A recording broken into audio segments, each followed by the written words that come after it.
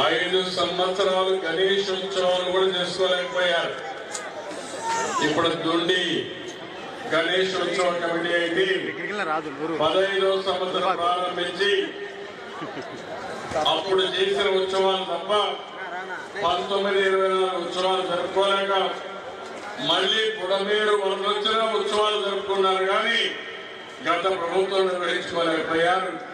అంటే ఏ విధంగా ప్రవర్తించారో దీన్ని బట్టి అర్థమవుతుంది.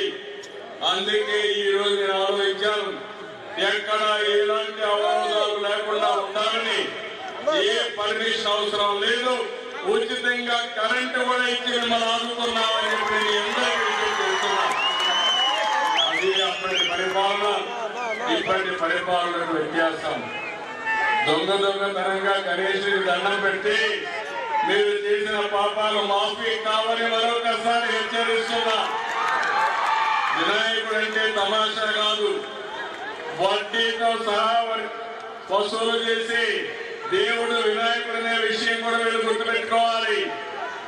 భక్తితో ప్రార్థిస్తే ఎక్కడ అవరోధాలు ఉండవు.